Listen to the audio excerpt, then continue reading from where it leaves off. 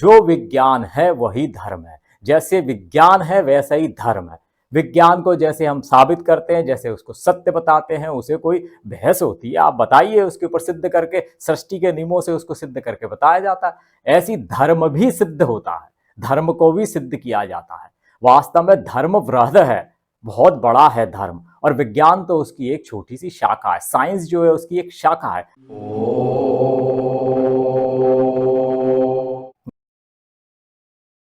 जय सिया राम, जय बजरंगबली।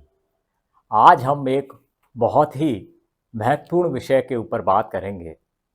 बहुत सारे लोग आते हैं और हमसे ये प्रश्न करते हैं कि ये बताइए कि ये धर्म क्या है, धर्म को बताइए। उनको लगता है धर्म पता नहीं क्या है, क्योंकि आजकल बहुत सारे तरह तरह के गुरु बन गए हैं। गुरु घंटाल अगर उनको कहें तो ज़्यादा ठीक रहेगा। और कुछ गुरु भी हैं, कुछ और भी तरीके से कुछ नए नए कुछ संप्रदाय बना दिए हैं, और वो व्यक्तियों को बहुत ज़्यादा ही व्यक्तियों को कंफ्यूज करते हैं, भ्रमित करते हैं। व्यक्ति भ्रमित होने लगते हैं, वो जान ही नहीं पाते धर्म क्या है। कोई थोड़े से कुछ नियम बना दिए, कुछ और कुछ कुछ कर दिए, अपने मन से कुछ भी गठित कर दिया, अपने मन से कुछ ग्रंथ लिख दिया, और फिर कह दिया साहब ये हमारा वो है। कोई अपनी अलग से किताब बना दी, उसमें कुछ तो भी लिख दिया, कुछ भी, और कह दिया ये धर्म है। क्या ये धर्म है? ऐसे धर्म होता है? ये तो बिल्कुल वैसे ही हो गया जैसे कोई अपनी पुस्तक लिख लाए और कहते साहब ये भौतिक विज्ञान है, मैंने कुछ नियम लिखे हैं। अरे भाई, उनको कसौटी पे खरा उतरना पड़ेगा, प्रकृति की कसौटी पर। ये जो प्रकृति है, ये जो हमारी सृष्टि है, इसके नियमों के ऊपर उतरना पड़ेगा। विज्ञान में भी यही होता है। आप कह दो कि ये इतनी दूर है, सूर्य इतना बड़ा है, पृथ्वी उससे छोटी है, ये सब सूर्य का चक्कर लगाते हैं, या पृथ्वी उसका चक्कर लगाती है। इसे सिद्ध करना पड़ेगा, सृष्टि के अंदर आपको बताना पड़ेगा। आपके कहने से कुछ होता नहीं है। अब आप कहते हो साहब ये पृथ्वी नहीं है, ये तो कुछ और है, हम जिस पे रह रहे हैं, तो सिद्ध करना पड़ेगा। आप अगर बताते हैं, अगर आपका कोई ऐसा कुछ आप नियम लेकर के आते हैं, बहुत उसका स्वागत है। कोई नई चीज आती है, इसका स्वागत है, उसका कोई मनाही नहीं है। परंतु जब तक वो सिद्ध ना हो, जब तक वो सत्य ना साबित हो, जब तक वो सृष्टि के नियमों के ऊपर नहीं उतरेगा, उसे हम विज्ञान नहीं कह सकते। ऐसी धर्म है। धर्म भी जब तक सृष्टि के नियमों के ऊपर खरा नहीं उतरेगा, तब तक वो कैसे धर्म होगा। ऐसे ही आपके कह देने से कि मैंने कोई पुस्तक लिख लाया हूँ, मैं गुरु घंटाल हूँ, मैंने कुछ बता दिया, मैंने कुछ बना दिया, तो वो आपका धर्म नहीं माना जाएगा। धर्म और विज्ञान के अंदर कोई भेद नहीं है, यह पहले जान लेना चाहिए। जो विज्ञान है वही धर्म है। जैसे विज्ञान है वैसा ही धर्म है। विज्ञान को जैसे हम साबित करते हैं, जैसे उसको सत्य बताते हैं, उसे कोई बहस होती है, आप बताइए उसके ऊपर सिद्ध करके, सृष्टि के नियमों से उसको सिद्ध करके बताया जाता है। ऐसी धर्म भी सिद्ध होता है, धर्म को भी सिद्ध किया जाता है। वास्तव में धर्म वृहद है, बहुत बड़ा है धर्म, और विज्ञान तो उसकी एक छोटी सी शाखा है। साइंस जो है उसकी एक शाखा है। धर्म वृहद है, धर्म बड़ा है। अब ये भी मान लीजिए जो धर्म है वो क्या है? धर्म वही है जो हिंदू धर्म है, और कोई नहीं। अब उसकी कई कई परिभाषा गुरु घंटाल कुछ कुछ अपने ले आए, उसको भी कहने लगे ये भी धर्म है, ये भी धर्म है। नहीं, जो मूल रूप से सनातन है, जो मूल रूप से जो हिंदू, अब जिसको बोल दिया वैसे उसको हिंदू, उसके आगे ये कुछ नहीं लगाना चाहिए। कोई किसी के सामने ऐसा लग नहीं सकता। जैसे आप कह के अब साइंस कौन सी है, तो आप कह दो साहब ये अमेरिकन साइंस है, ब्रिटिश साइंस है। ऐसा नहीं है, साइंस साइंस है। वो कहीं की भी हो, हर जगह, हर काल में, हर परिस्थिति में वो एक ही जैसी रहती है। उसको हम विज्ञान कहते हैं, उसको साइंस कहते हैं। ऐसी धर्म के आगे भी कोई विशेषण नहीं लग सकता। आप नहीं कह सकते साहब ये फलाना धर्म है, ये हिंदू का धर्म है। ये ना, धर्म तो धर्म है। जैसे पानी का धर्म क्या है? पानी का धर्म जो है उसका तरलता है, उसकी हर जगह को अपनी जहाँ जाता है उसका जैसे आकार ले लेना, उसमें बहुत सारे गुण है उसके अंदर। तो वो पानी का गुण है, वो जो पानी का गुण है वो उसका धर्म है, वो पानी का धर्म है वो उसका। तो अब वो उसके अंदर आप ये कह दो पानी का ये वाला धर्म है, पानी का ये उस वाले का धर्म है, पानी का फलाने, ऐसे उसके आगे विशेषण नहीं लग सकता। धर्म के आगे विशेषण नहीं लगता है। ऐसी धर्म धर्म है, उसके आगे हिंदू या कुछ भी विशेषण लगाना गलत है। हालांकि मूल रूप से धर्म को वही समझिए जो हिंदू धर्म पे जो पुराने सनातन के नियम है वो ही धर्म है, क्योंकि वो विज्ञान की कसौटी पर सत्य उतरते हैं। उसमें और विज्ञान में कोई अलग पना नहीं है, उनमें कोई विरूपता नहीं है, दोनों में आपस में कोई झगड़ा नहीं है, कोई झंझट नहीं है। क्योंकि अगर कोई भी नियम कोई भी ऐसे हो जिनका जो विज्ञान की कसौटी पे सही नहीं उतरे, तो वो धर्म के नियम नहीं मानना चाहिए, वो धर्म ही नहीं है। अगर कोई इस तरह का अपना धर्म इस तरह की कुछ ला करके बताता है और कोई गुरु घंटाल कहता है कि जी मैंने ऐसा बना लिया, मैंने अपने ऐसे बना लिया, आजकल नए नए संप्रदाय खोले जा रहे हैं, नए नए, तो वो अपने कुछ कुछ बना देते हैं, तो वो नहीं है। धर्म वही है, धर्म और साइंस में एक रूपता है, धर्म और विज्ञान में एक रूपता है, दोनों में कहीं विवाद कुछ भी नहीं है, दोनों एक जैसे। वास्तव में धर्म वृहद है, साइंस जो है, विज्ञान जो है, उसकी एक शाखा है, वो उसकी एक शाखा है। और जो बहुत सारे संप्रदाय हैं, जैन बौद्ध, वो इस तरह से, जैसे आप समझिए विज्ञान के अंदर कोई भौतिक शास्त्र, रसायन शास्त्र, उसकी इस तरह से शाखा है। अब धर्म क्या है? धर्म हमको परा और अपरा दोनों विज्ञान के बारे में बताता है, धर्म हमको परा और अपरा दोनों विज्ञान के बारे में बताता है। और जबकि जो साइंस जो है, जो विज्ञान जो है, वो हमको सिर्फ अपरा विज्ञान के बारे में बताती है, वो हमको इस भौतिक साइंस के बारे में बताती है, जो इस जगत में जो भौतिकता, फिजिकल जो है, वो सिर्फ उसके बारे में बताता है। और जो धर्म जो है, वो फिजिकल और नॉन फिजिकल, जो सूक्ष्मगत है, जो इस संसार के अंदर हमको दृष्टिगोचर नहीं है, जो हमको दिखाई नहीं पड़ता, जिसका हम किसी भी तरीके से अनुभव नहीं कर सकते, वह जो वस्तु है, वो जो है, जिसको हम अपने यहाँ पर, जिसको हम कह देते हैं कि ये पराविज्ञान है। तो वो पराविज्ञान और अपराविज्ञान, अपराविज्ञान मतलब साइंस, तो परा और अपरा दोनों को जो साथ में लेकर के चलता है, वो धर्म है।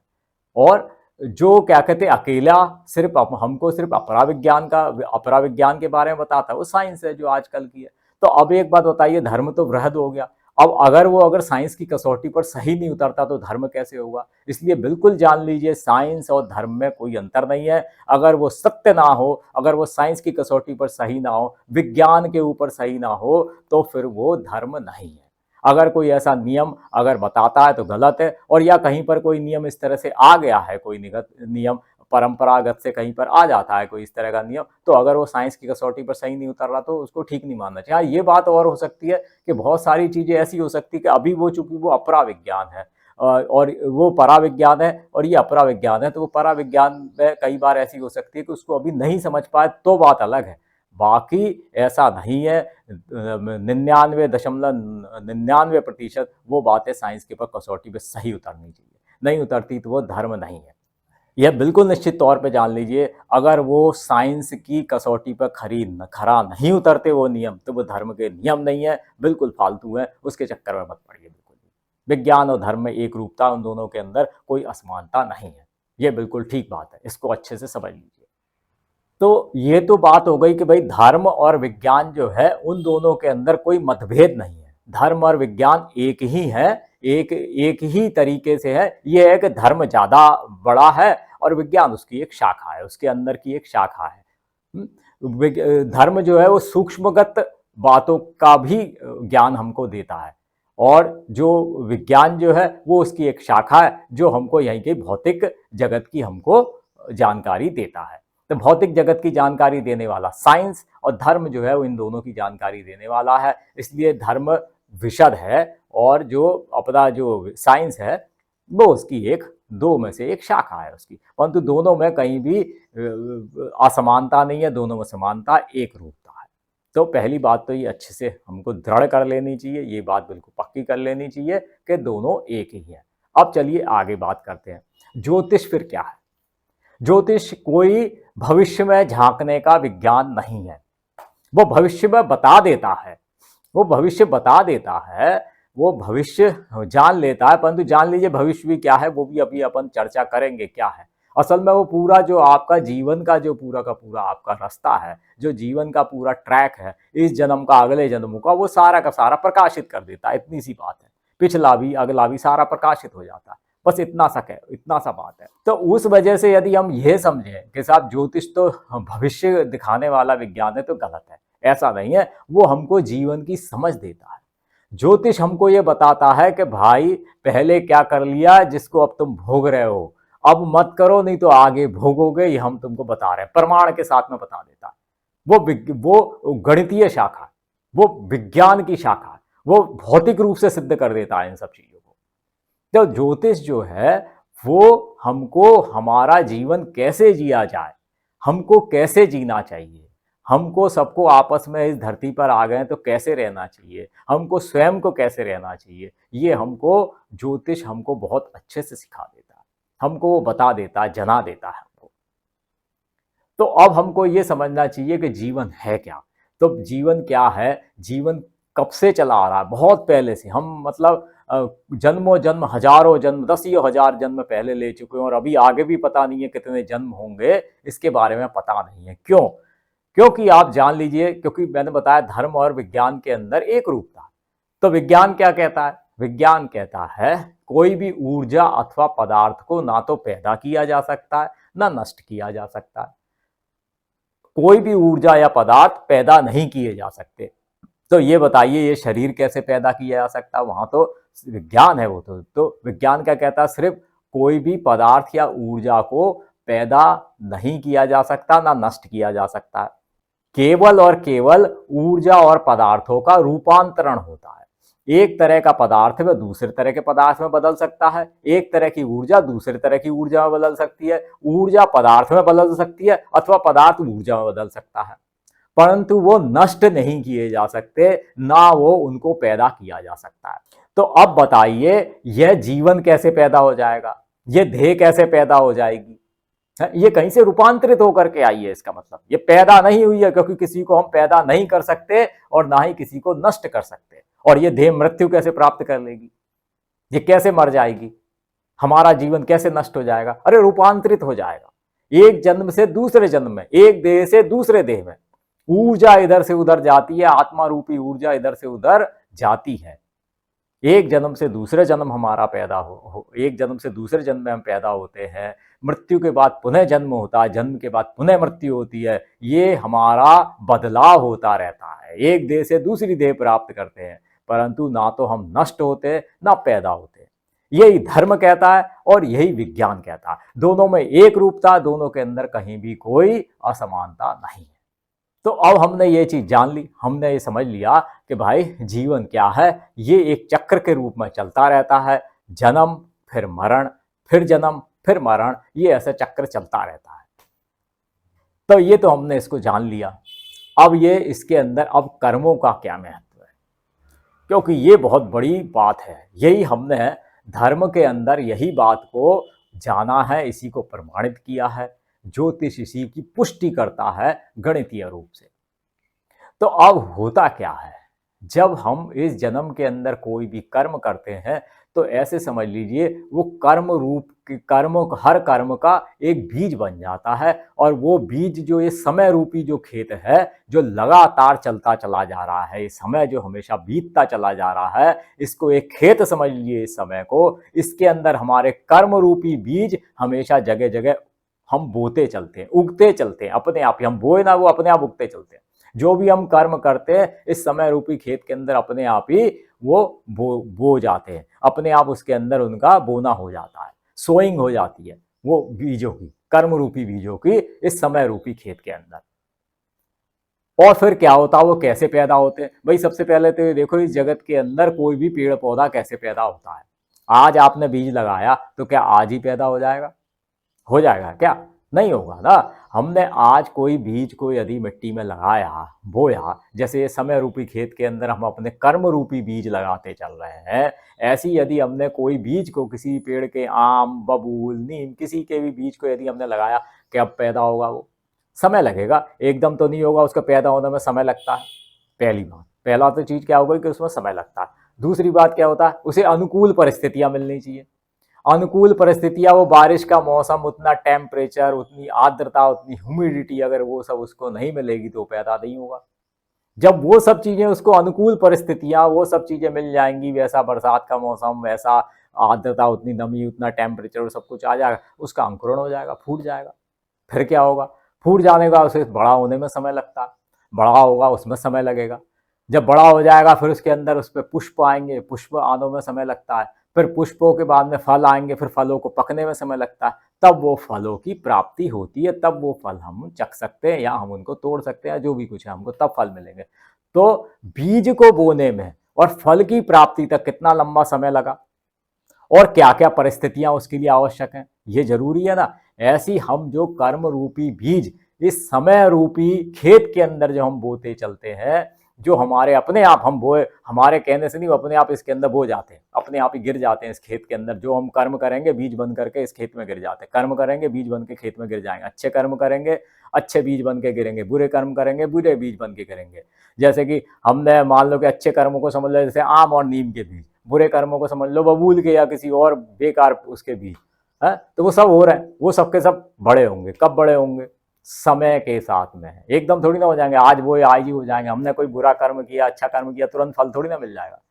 फल मिलने के अंदर अगला जन्म या उससे भी अगले जन्म हमको लगेंगे, कई जन्मों में हमको मिल सकता, या कम से कम एक जन्म तो लगेगा, अगले जन्मों में मिलेंगे, अभी नहीं मिलेंगे। जो हम बोते चल रहे हैं वो हमको अगले जन्मों में मिलेंगे, और वो भी कम मिलेंगे।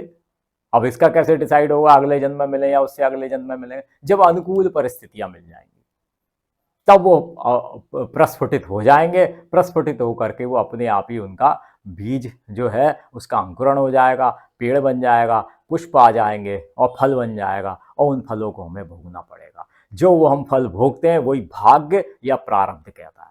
उसी को हम लक कहते हैं, उसी को हम भाग्य कहते हैं, उसी को हम प्रारब्ध कहते हैं। और वो प्रारब्ध और भाग्य को सबको भोगना पड़ता है। वो क्या है? वो हमारे ही अपने पिछले जन्मों के कर्म।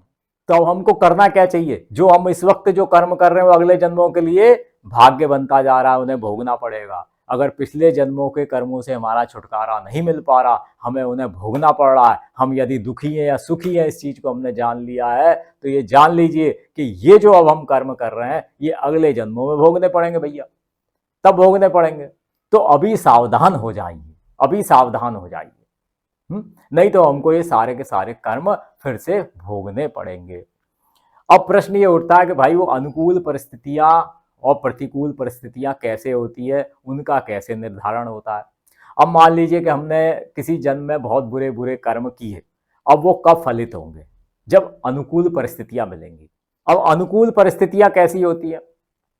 अनुकूल परिस्थितियां ये हैं कि बुरे पाप कर्मों को भोगने के लिए अनुकूल परिस्थितियां ये हैं कि हम बुरे कर्म करें, शराब पीना शुरू कर दें, बलात्कार करें, और बुरे बुरे चोरी और जितने बुरे कर्म होते हैं वो हम करना शुरू कर दें।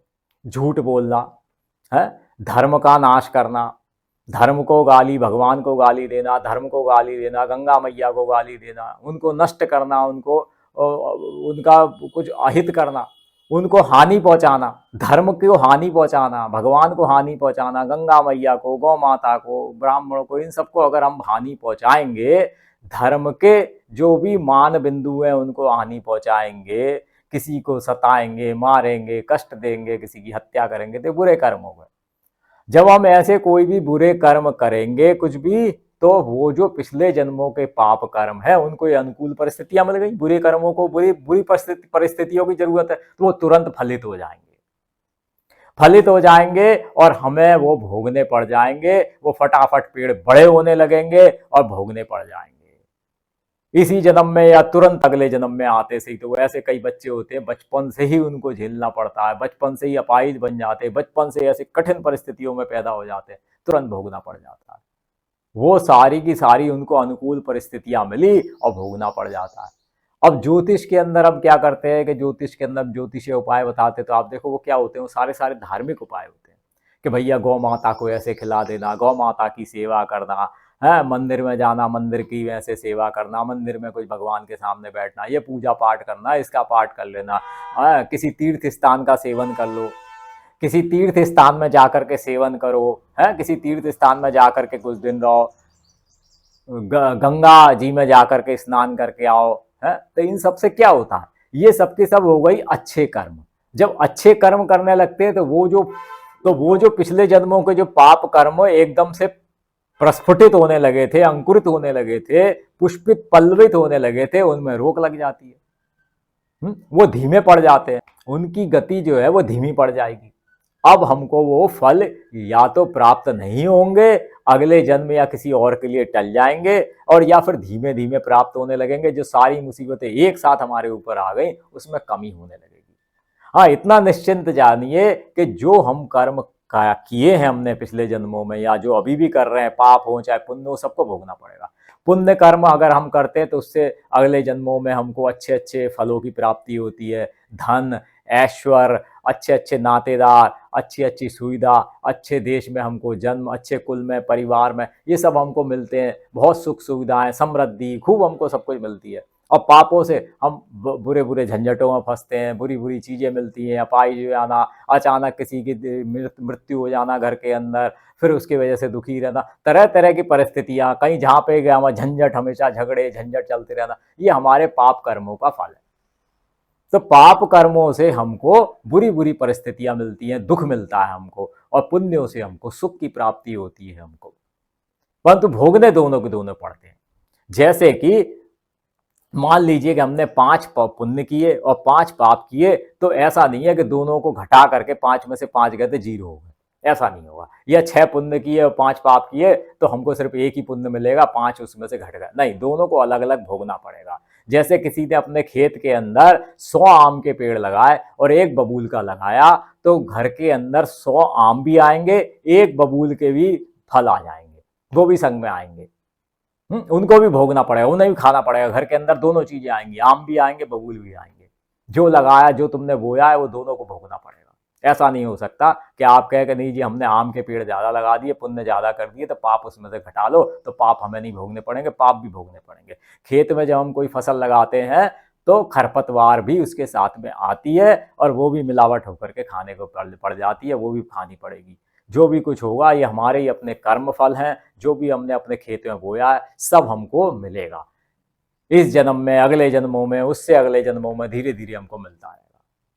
हाँ, इतना जरूर है, जब हम अच्छे कार्य करते हैं इस जन्म के अंदर, तो पिछले पाप कर्म प्रस्फुटित नहीं हो पाते इस जन्म के अंदर, वो अगले जन्मों के लिए आगे बढ़ जाते हैं। इस जन्म के अंदर फिर हमें जो पिछले जन्मों के पुण्य कर्म है उन्हीं की प्राप्ति होनी शुरू होती है, पाप कर्मों की प्राप्ति धीमे हो जाती है अथवा नहीं होती है। इसीलिए जो बहुत पुण्यात्मा व्यक्ति होते हैं, जो बहुत पुण्यात्मा है, साधु हैं, बड़े कठिन योगी हैं, बहुत भीषण योगी हैं, उन लोगों के जीवन के अंदर उनके धीरे धीरे सारे जो पाप होते हैं वो या तो जल के समाप्त हो जाते हैं, अथवा वो बहुत ही उनको कम भोगने पड़ते हैं, ज़्यादा नहीं भोगने पड़ते। ऐसे ही समझ लीजिए कि कोई कोई बहुत बड़ा व्यक्ति है, राजा का पुत्र है, कोई गलती कर दी तो उसको दंड तो अवश्य देगा राजा, न्यायप्रिय राजा है तो दंड तो अवश्य देगा, परंतु उसकी सजा कुछ कम कर देगा। मान लो उसे कुछ जेल ही देनी है तो कह देगा चलो इसे घर में बंद कर दो 2 दिन के लिए, तो कुछ कमी हो जाती है। जो ऐसे पुण्यात्मा व्यक्ति होते हैं उनके जो उनके प्रारब्ध है उसके अंदर कुछ कमी हो जाती है, पूरा नहीं भोगना पड़ता, और अथवा तो पूरा जल करके ही नष्ट हो जाते हैं। ये उनके भीषण कर्मों की वजह से होता है। ऐसी जो भीषण पापी हैं, बहुत बुरे दुराचारी हैं, बहुत ज्यादा अत्याचारी, बलात्कारी, हत्यारे, धर्म का नाश करने वाले, धर्म स्थलों को नष्ट करने वाले, धर्म स्थलों को चोट पहुंचाने वाले, भगवान को गाली देने वाले, धर्मशास्त्रों की निंदा करने वाले, उनको जला देने वाले, धार्मिक व्यक्तियों को नष्ट करने वाले, उनको चोट पहुंचाने वाले, जो ऐसे भीषण कर्म करने वाले जो व्यक्ति होते हैं, उनके जीवन में भी जान लीजिए कि जो पाप कर्म है वो और बहुत ज़्यादा फलित हो जाते हैं, इतने ज़्यादा हो जाते हैं उनके में कि जो कोई दूसरा व्यक्ति जो मान लो उसको जितना भोगता उसको कहीं ज़्यादा भोगने पड़ते हैं। ये बिल्कुल वैसे ही समझ लिए, मान ली कि आपके यहाँ फल जो आपके यहाँ बबूल के लगे, आपने ऐसी परिस्थिति पैदा कर दी कि वो अकेला ही झाड़ ने इतने पैदा कर दिए कि जितने आपके 100 पेड़ आम के पेड़ों ने नहीं पैदा कर पाए, जितने अकेले उस बबूल के ने पैदा कर दिया। उसको इतनी अनुकूल परिस्थिति मिल गई कि वो तो और बढ़ गया, बहुत बढ़ गया, अनुकूल परिस्थितियाँ। अब जैसे ये कोई नारियल का पेड़ मान लो कि समुद्र के किनारे के बजाय कहीं पर्वत पे, कहीं सूखे पर्वत पे लगा हुआ, तो उसमें एक तो नारियल आएंगे नहीं आएंगे, तो मरे मरे से आएंगे, अनुकूल परिस्थितियां नहीं है। और अगर अनुकूल परिस्थिति मिल गई, बढ़िया उसे समुद्र का किनारा हो, बहुत ही शानदार जगह मिल गई, तो कितने नारियल देगा, कितना बड़ा हो जाएगा। वही वाली बात है, आप अगर इस जन्म में भीषण कर्म करना शुरू कर देंगे तो जो आपके पिछले जन्मों के, ये तो आगे भोगने ही पड़ेंगे, ये जो कर्म कर रहे हो ये तो भोगने ही पड़ेंगे, पिछले जन्मों के भी सारे भीषण कर्म एकदम से सामने आने शुरू हो जाते हैं, आपको बहुत ज्यादा भोगने पड़ते हैं। ऐसे लोग जन्मों जन्मों तक, करोड़ों जन्मों तक पता नहीं कैसे कैसे बुरे बुरे नरकों में जा करके पड़े रहते हैं। इसलिए पाप कर्मों से बचना चाहिए, भीषण पाप कर्मों से तो और भी बचना चाहिए, वरना जन्म जन्मांतर तक हम जन्म मृत्यु के चक्कर में पड़े रहेंगे और भीषण दुख भोगते रहेंगे। कोई अपाहिज बन करके पैदा हो जाता है, कोई कुछ तमाम तरह की परिस्थिति। आप देखिए जीवन में, लोगों के जीवन में कितने दुख हैं, जितने तरह के दुख हैं वो सारे के सारे प्राप्त होने लगते हैं। यही नरक है, ऐसी नरकों में पड़ा रहता है आदमी, जीवन गुजारता है। तो ये सब क्या है? ये सब उसके अपने जन्मों का, अपने खुद के पिछले जन्मों के किए हुए कर्म है। ज्योतिष में जो हम उसको उपाय बता देते हैं, उपाय क्या होते हैं, उसको यही कहते हैं कि भाई अच्छा धर्म के रास्ते पे चल, अच्छे अच्छे काम कर, यही हम उसको बता देते हैं। उपायों के अंदर यही होता है धार्मिक। अब कोई उल्टे सीधे उपाय बताता, मैं उसकी बातें नहीं करता, जो उल्टे सीधे बता दिया, यहाँ 5 पत्ती चढ़ा दे, यहाँ 4 पत्ती चढ़ा दे, इससे कुछ नहीं होने वाला। आपको जो अच्छे धर्म के रास्ते पे चलने के लिए बात बताई जाती है कि कोई धार्मिक ग्रंथों का सेवन करो, धार्मिक ग्रंथों को पढ़ो, कोई अच्छे, बहुत अच्छे मंत्र हैं उनका उनका सेवन करो, अच्छे कोई जैसे सुंदरकांड है, कोई ऐसी कोई चरित्र है किसी के, उनको पढ़ो, उनको कोई अच्छे काम करो, गाय की सेवा करो, कोई धर्म स्थानों के अंदर जा कर के उनकी सेवा करो, वहाँ धर्म स्थानों को आगे बढ़ाने के लिए कुछ काम करो, ऐसे कई धर्म स्थानों के कुछ पैसा दान करो या कुछ करो, अच्छे कार्य अगर आप करते हैं वो अच्छे ज्योतिष, वही ज्योतिष उपाय होते हैं। उससे जब आप अच्छे कामों के अंदर लग जाते हैं, बुरे काम त्याग देते हैं, तो आपको फायदा होने लगता है। हाँ, ऐसा नहीं हो सकता ज्योतिषी ने आपको कोई अच्छे उपाय बताए, आप वो भी करें, तीर्थ का सेवन भी करें, गंगा नदी में भी नहा के आए, और उधर आप रिश्वतखोरी और बुरे बुरे काम भी कर रहे हैं, तो फिर कुछ नहीं होने वाला है। क्योंकि ये इतना ज्यादा भीषण कर्म है कि उतना वो नहीं है पुण्य कर्म जो आप करके आए। वो पुण्य कर्म आपने थोड़ा सा किया, भीषण कर्म ज्यादा कर रहे हैं, तो उसका फल ज्यादा मिलेगा, इसका कम मिलेगा। तो विज्ञान है, साइंस है, सीधी सीधी साइंस है। फिर आप दोगे, कहोगे साहब वो तो हमने ज्योतिषी जी ने ऐसा ऐसा उपाय बता दिया था, कुछ नहीं होता। अरे भैया, वो तो आप उपाय को ऐसे कर रहे हो जैसे कि कोई एक सांकेतिक रूप से कुछ कार्य कर रहे हो, उससे थोड़ी ना होगा। पूरा आमूल चूल परिवर्तन होना चाहिए। आप पूरे अच्छे कार्यों के अंदर लग जाए, अच्छे धार्मिक कार्यों के अंदर, भगवान की सेवा के अंदर पूरे धार्मिक बन जाए आप पूरी तरह से, तब बात होगी। बुरे कर्मों को छोड़ दें, तब कुछ आपको उसमें दिखाई देगा, क्योंकि आप फिर परिस्थितियां आपके जीवन के अंदर बदल जाएंगी, तो जो पिछले पाप कर्म आपको मिल रहे हैं वो आपको मिलने बंद हो जाएंगे। तो मान लीजिए कोई व्यक्ति है कि साहब हाँ हम तो वो व्यक्ति तो बहुत बुरे बुरे कर्म करता है। कई लोग ऐसे कह देते हैं, क्या कहते हैं लोग कि साहब वो व्यक्ति तो बहुत बुरे बुरे कर्म करता, परंतु उसको तो साहब बहुत कुछ नहीं हो रहा साहब, उसको तो हम देख रहे हैं वो तो बहुत अच्छे से ऐश कर रहा था, उसके तो खूब ऐसी ऐसे काम बहुत बुरे बुरे कर रहा है। कई लोग होते हैं बड़े अधार्मिक होते हैं, इसे गाली दे, भगवान को गाली दे, इसको करे, और जीवन में बड़े ऐश कर रहे हैं साहब, बड़े भारी उनके पास में ऐश्वर्य है और खूब उनका डंका बज रहा है। तो भाई क्या है कि वो पिछले जन्मों के अंदर अच्छे कर्म करके आया था, तो वो फल उसको मिल रहा है, वो फल भोग रहा है। और जो इस जन्म के अंदर बुरे कर्म कर रहा है वो अगले जन्मों में मिलेगा, मिलेगा अवश्य, ऐसा तो हो ही नहीं सकता। अभी इसको कैसे समझिए, उसके लिए एक अच्छा दृष्टांत मैं आपको बताता हूं इसी के संबंध में, कि मान लीजिए कि कोई किसान है, उसने अपने खेत के अंदर कोई बहुत अच्छी फसल, ज्वार की, बाजरे की, ऐसी कोई उसने बहुत अच्छी फसल, मक्का की कोई बहुत अच्छी फसल लगा रखी है, और उस फसल के पौधे उसने अभी छोटे छोटे हैं, तो उनको वो सेवा कर रहा है, उनकी जाकर के निराई गुड़ाई करना, देखभाल करना कर रहा है।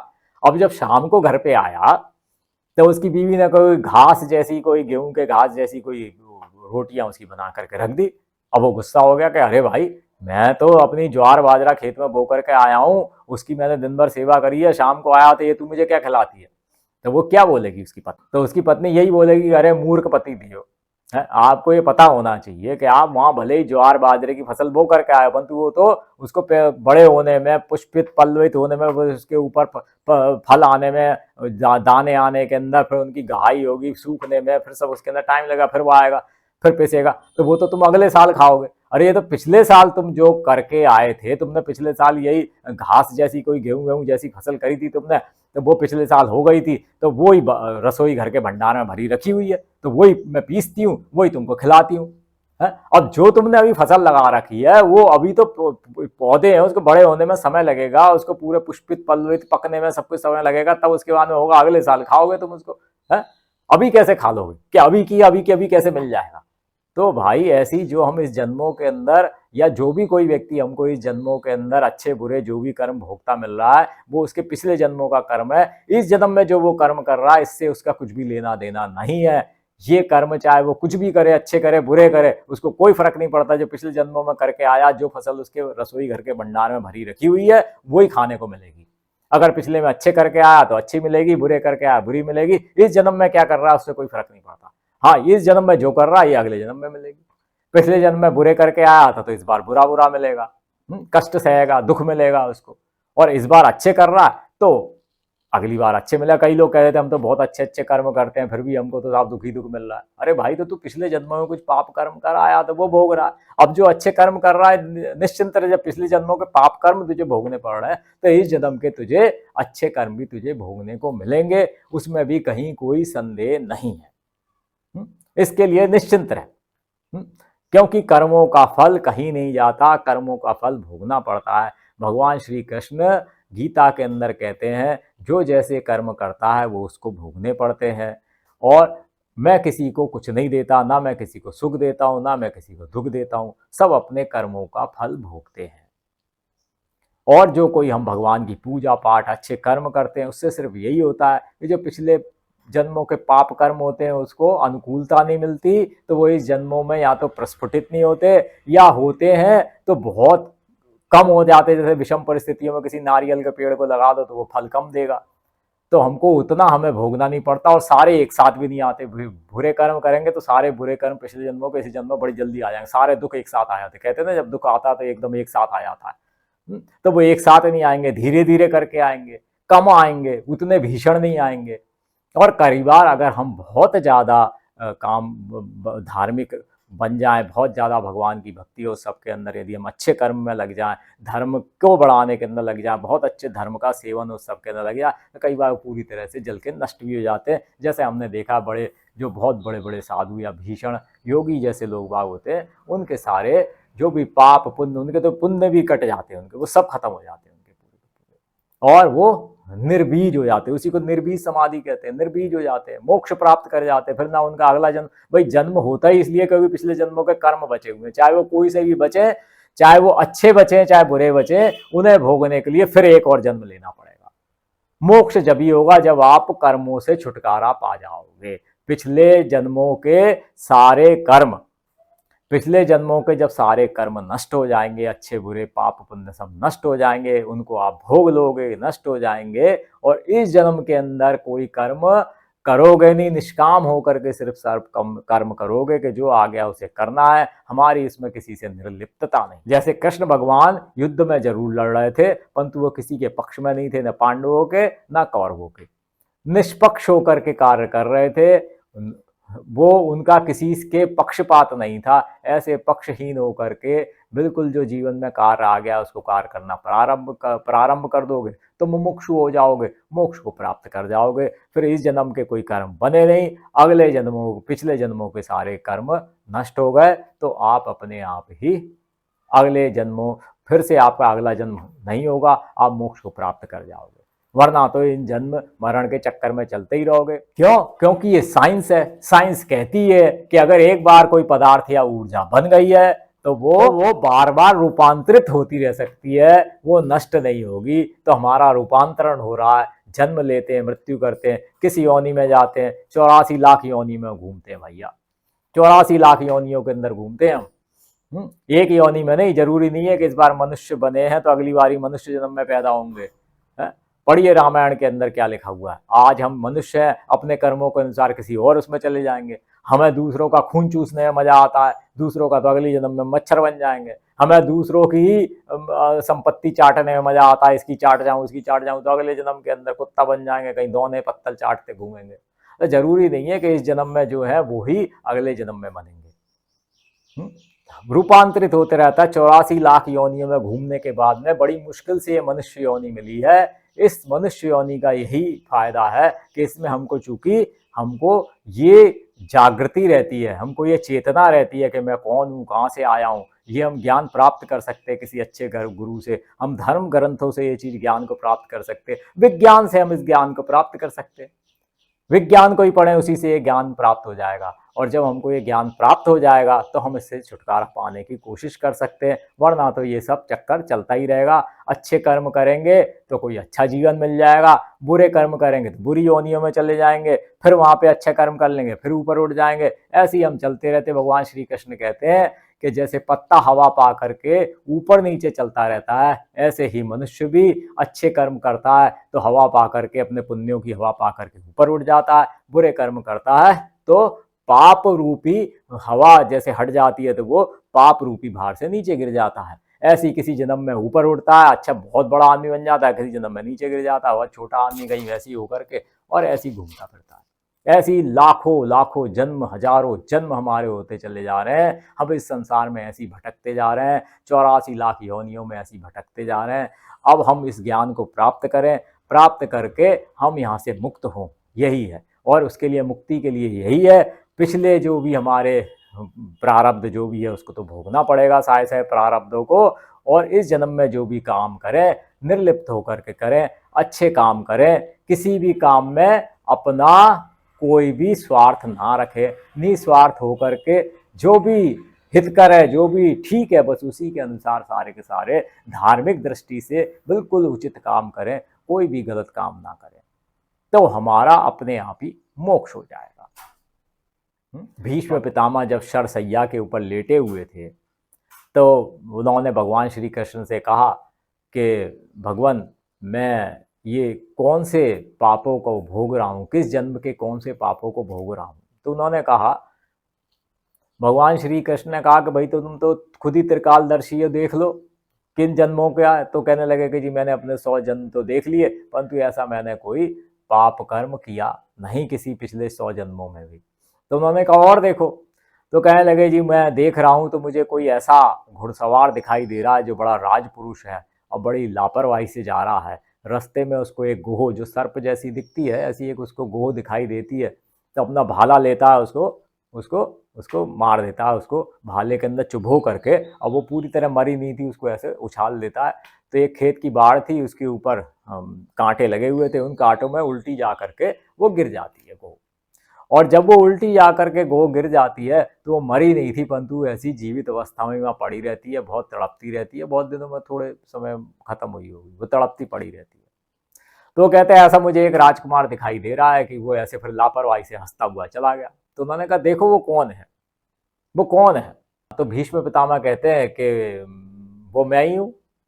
तो उन्होंने कहा बस वही, उसी जन्म का तुम फल भोग रहे हो, उसी जन्म का तुम्हें फल भोगना पड़ रहा है। जैसे तुमने उसको उस कांटों के ऊपर डाल दिया था, आज तुम ऐसी शरशैया के ऊपर पड़े हुए हो और तुम्हें वो भोगना पड़ रहा है। जो तुमने किया तुम भोग रहे हो, कोई किसी को नहीं देता, कोई किसी को सुख दुख का दाता नहीं है, भगवान किसी को सुख दुख नहीं देते, तुम अपने कर्म जैसे करते हो उसी को भोगते हो।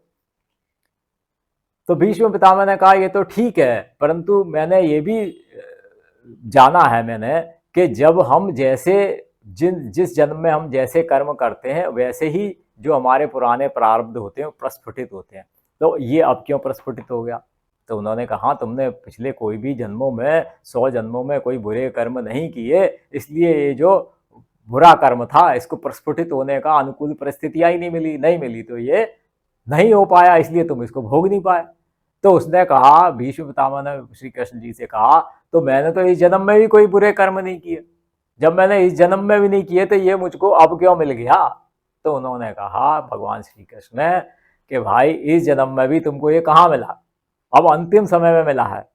क्यों क्यों क्योंकि अब तुमने अपने सारे पाप और पुण्य कर्म सब भोग लिए। पाप कर्म तो तुम्हारे कुछ थे नहीं, तुमने पुण्य पुण्य किए थे। इस जन्म में तुमने सर्वोच्च शिखर पे प्राप्त किए। भीष्म पितामह बड़े भारी वीर थे, बहुत शिखर पर थे, उनकी सब जगह बहुत इज्जत थी, बहुत भारी वीर थे, बहुत भारी पराक्रमी थे, उनके सामने सब झुकते थे। पूरा का पूरा जो कौरव वंश था वो भीष्म पितामह के ऊपर ही टिका हुआ था, इतने भारी व्यक्तित्व के स्वामी थे। तो उन्होंने कहा भाई तुमने अपने पुराने पुण्यों की वजह से इतना तुमने कुछ सुख भोगे, इतने तुमने सब कुछ प्राप्त किया, तो तुमने इस जन्म के अंदर सारे पुण्य भी खत्म कर लिए, पाप तो थे नहीं, अब ये एक पाप रह गया था, अब तुमको मोक्ष के लिए जाना था। तो जब तुम्हें मोक्ष के लिए जाना था तो भाई खाते तो सब पूरे करके जाने पड़ेंगे ना। तो तुम्हारा एक ये खाते के अंदर, भाई जब कोई बैंक का खाता बंद करेगा उसमें डेबिट क्रेडिट दोनों आपको सब देख करके सब बता देगा बैंक वाला, तब खाता बंद करने देगा, वो कहेगा भैया सब पूरे करो। तो उन्होंने कहा अब तुम्हारा चूंकि खाता बंद हो रहा है, ये तुम्हारा अंतिम जन्म है, अब इसके बाद तुम्हारा जन्म होना नहीं है, तुम मोक्ष को प्राप्त कर रहे हो, तो अब तुम्हारा जब खाता बंद करने का समय आ गया, इसलिए अब ये अपने आप ही, ये मतलब किसी ने तुमको भोगने के लिए परिस्थितिवश नहीं आया, ये तो तुमको जैसे बैंक वाला दे देता ना भैया एक डिमांड नोट बना करके, भैया इतने जमा कर दो तब खाता बंद होगा, या इतने तुम ले जाओ तब खाता बंद होगा, ये तुम्हारे खाते में बचे हुए ने ले जाओ। तो इसी तरह से ये तुमको अब पूरा करना पड़ रहा है, ये प्रारब्ध तुमको भोगना पड़ रहा है, इसलिए अंतिम समय में तुम ये प्रारब्ध भोग रहे हैं। अब कोई तुम्हारा अगला जन्म नहीं है, तुम्हारा मोक्ष को तुम प्राप्त होने वाले हो।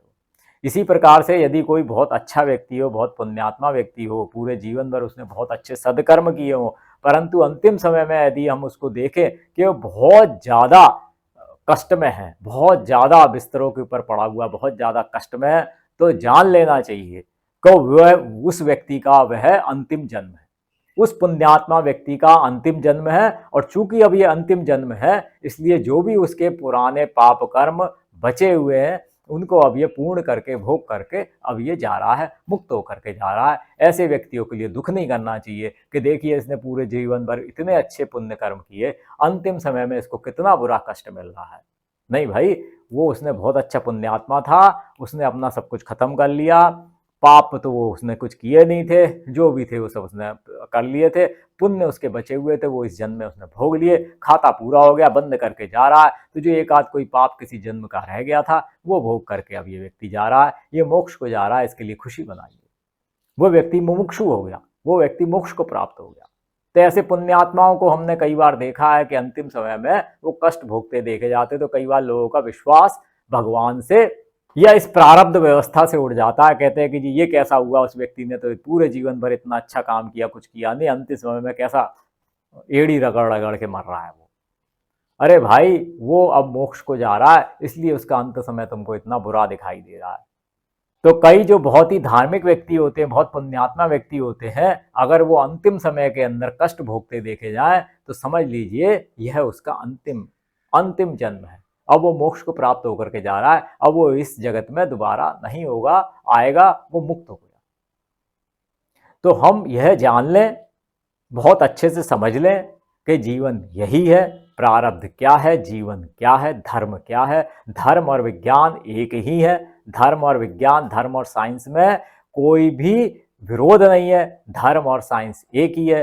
अगर कोई भी चीज़ साइंस के ऊपर सही नहीं बैठती है तो वो धर्म नहीं, अच्छे से जान लें।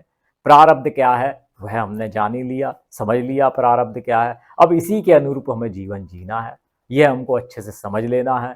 क्यों? क्योंकि कर्मों का फल बड़ा भीषण होता है, वो भोगना ही पड़ता है। इसलिए हम अपने इस जन्म के अंदर अच्छे कर्म करें, पुण्य करें, पाप ना करें, निर्लिप्त होकर के कर्म करें, तो हम निश्चित तौर के ऊपर छूट जाएंगे। जैसे इस जन्म में अगर हम दुख भोग रहे हैं, अगले जन्मों में हमें वो दुख नहीं मिलेंगे, और जो इस जन्म में दुख मिल रहे हैं उन्हें भी खुशी खुशी भोगें। सोचे कि हमारी सजा कम हो रही है, हमारी सजा कम हो रही है, ये सोचे, इसके अंदर दुखी ना हो, क्योंकि ये हमारे ही अपने पाप है जो हमने किए थे, और बगैर भोगे ये जाएंगे नहीं, तो खुशी खुशी भोगे। अगर किसी व्यक्ति को ये पता हो कि मैंने ये गलत काम किया हुआ है, इसकी सजा आज मुझे कोर्ट ने या किसी ने सुनाई है, तो क्या दुख है भाई, भोगनी है वो, तो उसमें तो खुशी होनी चाहिए। अच्छा, जितनी सजा कट गई उतना अच्छा है, अब आगे तो अच्छे से रहेंगे। तो ऐसे ही अगर हमको कोई दुख आते हैं जीवन के अंदर, तो उन्हें ऐसे ही हमें खुशी खुशी भोग लेना चाहिए कि मेरे ही अपने पाप कर्म थे जिनको आज मुझे भोग रहा हूँ, वो अब सामने आ गए, कोई बात नहीं, अब इनको भोग लेता हूँ, पाप खत्म हो जाएंगे, फिर तो छुटकारा मिल जाएगा, फिर अच्छे से रहेंगे। तो आज मैं समझता हूँ हम इसको अच्छे से समझ गए होंगे, और इसको अच्छे से समझ करके अपने जीवन को हम उत्तम बनाएंगे, हम अपने जीवन को खुशहाल बनाएंगे, हम अपने जीवन चक्र को ठीक करेंगे। जो अभी तक गलतियां हो गई अब नहीं करेंगे, अब हम किसी पाप कर्म में नहीं फंसेंगे, इसको अच्छे से समझ लेंगे। और धर्म के बारे में भी कोई अब हमको भ्रमित नहीं कर पाएगा। कोई भी आता है कुछ भी भ्रमित कर देता है, हम किसी ऐसे के चक्कर में नहीं पड़ेंगे। अब हमने जान लिया असली धर्म क्या है। असली धर्म वही है जिसे अब हिंदू का लेवल लगा दिया गया है, वही असली धर्म है, वही सनातन ही के जो सूत्र हैं, जो सनातन के सूत्र हैं, जो भगवत गीता के अंदर, जो रामायण के अंदर, जो वेदों के अंदर सूत्र लिखे हुए हैं, वही असली धर्म है, वही विज्ञान है। जो विज्ञान की नई पुस्तकों के अंदर लिखे हुए हैं वही धर्म है। उसका हम पालन करें और उसी के अनुसार हम अच्छा कार्य करें, किसी उसमें ना पड़ें, किसी भी गलत चीज़ों में ना पड़ें। भगवान का, गाय को, ब्राह्मणों को, इन सब की हम सेवा करें, तीर्थों की सेवा करें, उन्हें बढ़ाएं, उन्हें नष्ट ना करें, किसी को गाली ना दें, किसी को नुकसान ना पहुंचाएं, किसी तीर्थ को नष्ट ना करें, किसी धार्मिक व्यक्ति को चोट ना पहुंचाएं, उसे नष्ट ना करें, सबको आगे बढ़ाएं, तो हमारा अपने आप ही पुण्य बनेंगे। कोई पाप हमारे जीवन में नहीं आएगा, कोई बुरे कर्म ना करें, हम अपने आप ही इस जीवन के अंदर दुखों से मुक्त हो जाएंगे और इस जीवन को बहुत अच्छे से भोग करके, और आगे कोई जीवन रह गया उसे अच्छे से भोग करके बिल्कुल मोक्ष को प्राप्त होंगे। जय श्री राम, जय बजरंगबली, जय बजरंगबली।